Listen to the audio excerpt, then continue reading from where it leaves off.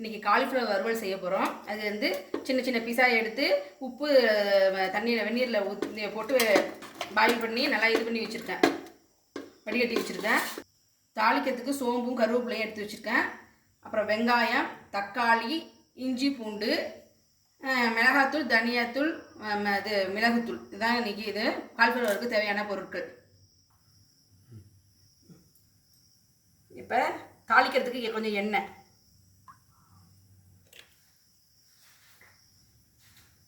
காஞ்சிச்சு. சோம்பு,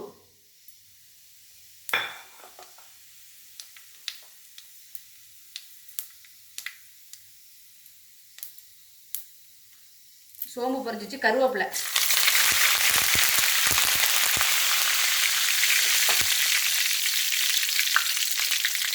இப்போ பொடி பொடியாக அரிஞ்சு வச்ச பெரிய வெங்காயம்,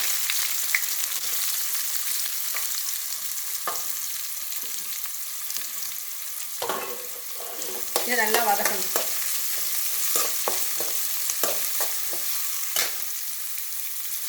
சீக்கிரமாக வதங்கிறது கொஞ்சோண்டு உப்பு,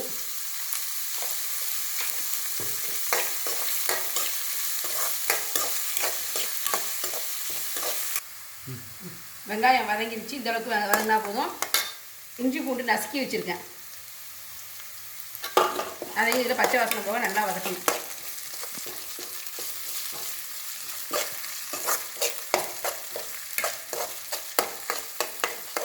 அப்புறம் பொடியாக நறுக்குன ஒரு தக்காளி,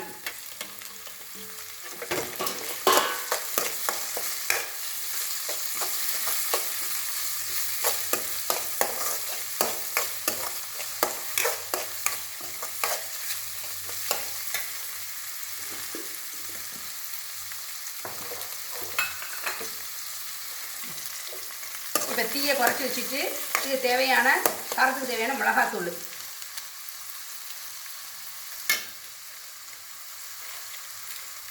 தனியாத்தூள்,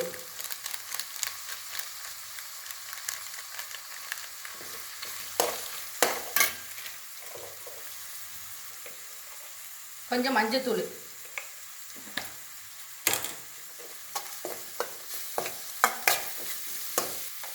ஏற்கனவே நம்ம இதில் காலிஃப்ளவர் உப்பு போட்டு தான் கொதிக்க வச்சுருக்கோம். அதனால் பார்த்துட்டு போடணும் உப்பு. இதெல்லாம் கொஞ்சமாக உப்பு,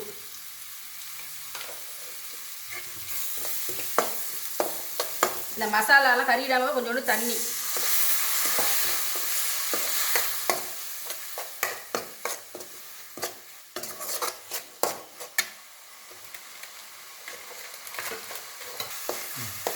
நல்லா வதங்கிச்சு. இந்த காலிஃப்ளவர் எடுத்து இதில் போடணும்.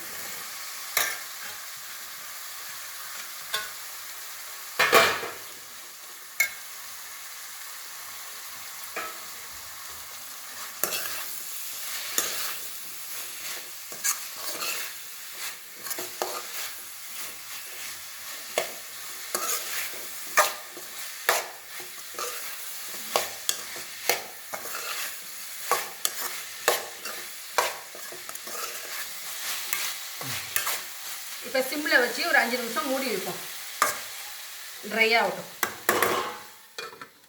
ட்ரை ஆகிடுச்சு.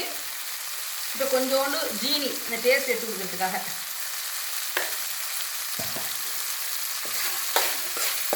அதே ஒரு நல்லா கிண்டிக்கணும்.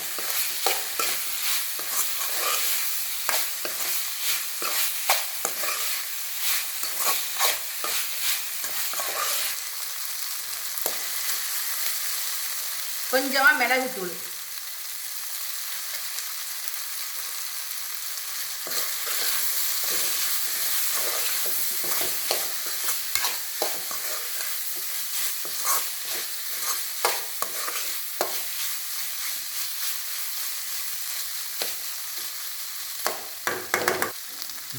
கொஞ்சம் பச்சை கருவேப்பிலை, அவ்வளோதான். காலிஃப்ளவர் வறுவல் ரெடி. இது சாம்பார் சாதத்தோட தயிர் சாதத்தோட தொட்டு சாப்பிட்டா ரொம்ப அருமையாக இருக்கும். இது மாதிரி ஒரு தடவை செஞ்சு பாருங்கள்.